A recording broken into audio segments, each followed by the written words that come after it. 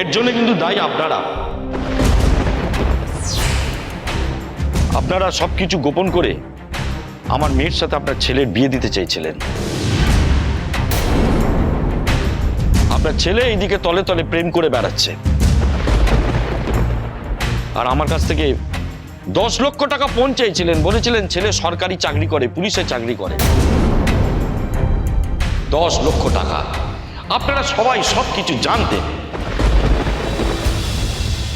জেনে শুনেও আপনারা চুপচাপ ছিলেন টাকার লোভে। একটা নোংরা ফ্যামিলি। আপনারা টাকাটা নিয়ে আমার মেয়েকে মেরে ফেলতে চেয়েছিলেন, তাই তো?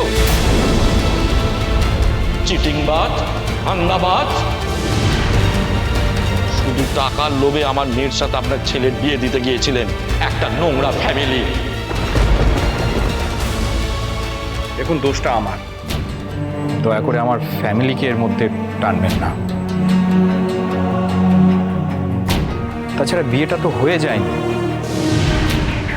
তাছাড়া আমার বাড়ি থেকে একদিন মেয়ে দেখতে গিয়েছিল, ব্যাস এটুকুই। তুমি আর কোনো কথা বলো না। তুমি যদি বিয়েই না করবে তাহলে কেন গিয়েছিলে মেয়ে দেখতে? অন্য মেয়েকে যদি বিয়েই করবে তাহলে একটা নিরপরাধ মেয়ের মনে আশা জাগাতে যাবে কেন?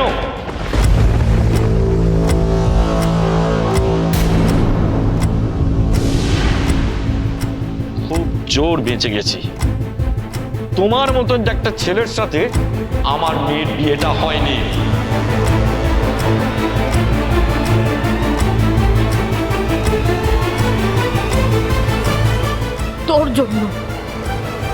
তোর জন্য আজ আমার নাক কাটা গেল। মা, আমি তো তোমায় আগেই বলেছিলাম আমি দেবুকে ভালোবাসি। তোর ভালোবাসার কেতায় আগুন কোনি। তুই শুনে রাখ, ওই মেয়েকে কোনোদিন আমি আমার বাড়ির বউ বলে মেনে নেব না। এটাই আমার শেষ কথা।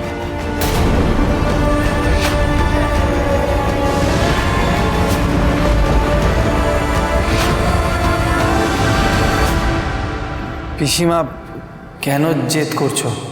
তুই চুপ কর শঙ্কর। তোর বউয়ের কথায় ভৌ ভৌ করে তুই নিজের সংসারটাকে জ্বালিয়ে পুড়িয়ে খাক করে দিচ্ছিস। আমার সংসারটাকে তুই শ্মশান বানাতে আসিস না শঙ্কর।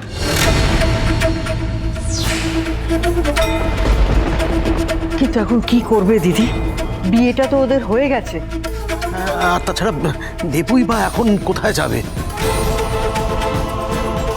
যে চুলোর দৌড়ে পারে যা। মেজ বৌমা ফন্দি করে ওর বোনকে আমার ছেলের ঘাড়ে বসিয়েছে তো। এবার ও বুঝুক ওর বোন কোথায় যাবে, কিভাবে থাকবে, কিভাবে কি করবে।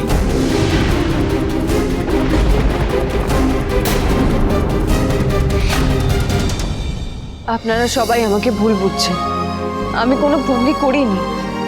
তোমরা সবাই একটা কথা খুব ভালো করে শুনে রাখো, তোমরা যদি ওদের এই বাড়িতে ঠাঁই দাও, এই বাড়িতে থাকতে দাও, তাহলে আমি গঙ্গায় গিয়ে ডুবে মরবো।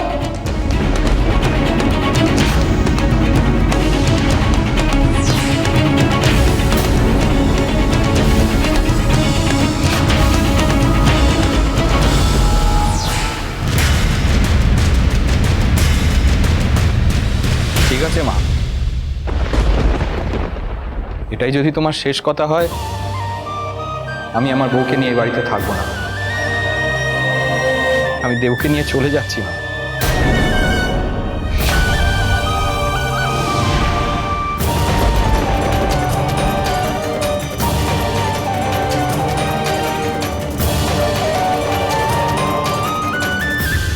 তুমি ভালো থেকো মা, ভালো থেকো।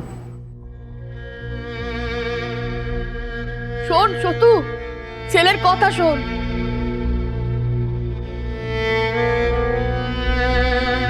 যে ছেলে মা অন্ত প্রাণ ছিল, মায়ের কথা যার কাছে শেষ কথা ছিল, সে আজকে বউ নিয়ে আলাদা করে সংসার করবে। হ্যাঁ,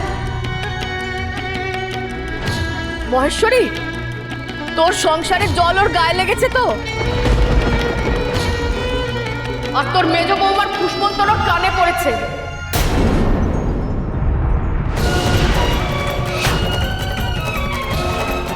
তাই তুই এসব কথা বলছিস তো কলি? তুই একটা কথা শুনে রাখ, আমি মহেশ্বরী নই কলি। তুই আলাদা করে সংসার করে থাকবি বলে চলে যাবি, আর আমি তোকে বাবা বাচ্চা বলে তোদের বরণ করে ঘরের ভেতর নিয়ে আসবো, আমি তো সে মা নই।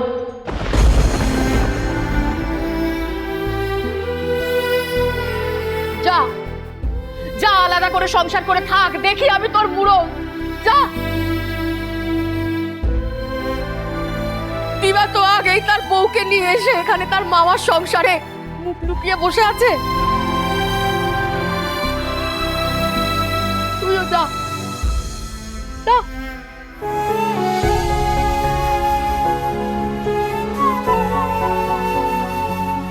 আমি একাই থাকবো, একাই থাকবো আমি। আর একটা কথা কান খুলে তোমরা দুই ভাই শুনে নাও,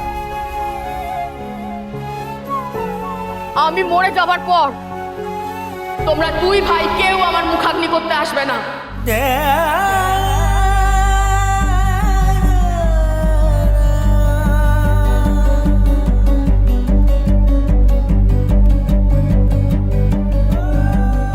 দুষ্টু গরুর থেকে শূন্য গোহাল আমার কাছে অনেক ভালো।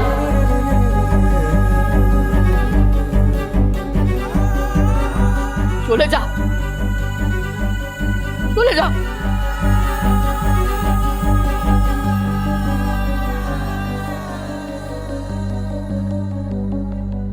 চলো দেব।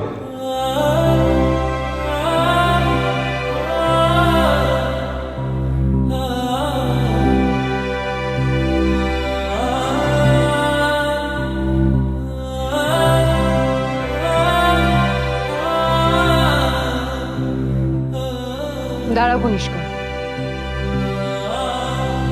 আমাকে ক্ষমা করো মেজ বৌদি, যেখানে দেবুর জায়গা নেই সেখানে আমিও থাকতে পারবো না।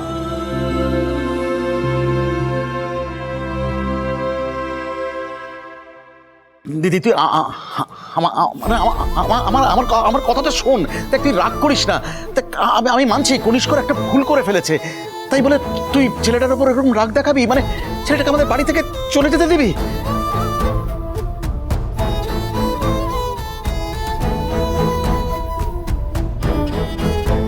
দিদি, আমরা সবাই জানি তুমি কনিষ্করকে কতটা ভালোবাসো।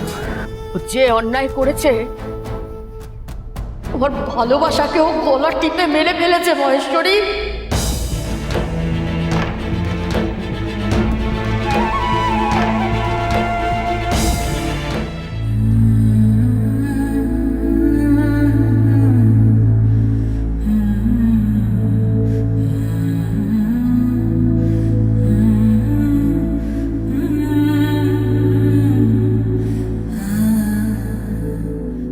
আমাকে ক্ষমা করে দে দাদা।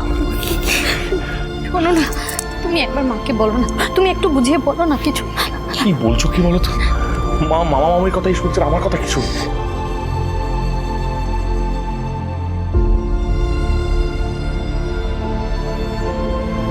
না বৌদি না, আমাদের জন্য তোমরা অযথা কথা কেন শুনতে যাবে? কারোর যদি মনে হয় সে তার ভাইয়ের সঙ্গে এ বাড়ি ছেড়ে চলে যাবে, সে তার ভাইয়ের সঙ্গে গিয়ে থাকবে, ভাইয়ের হাত ধরে তারাও আলাদা হয়ে যাবে, তাহলে দরজা খোলা আছে। ভাইয়ের গলা জড়িয়ে যত ন্যাকামো করতে হয় ওই রাস্তায় বেরিয়ে গিয়ে করো, বাড়ির মধ্যে নয়।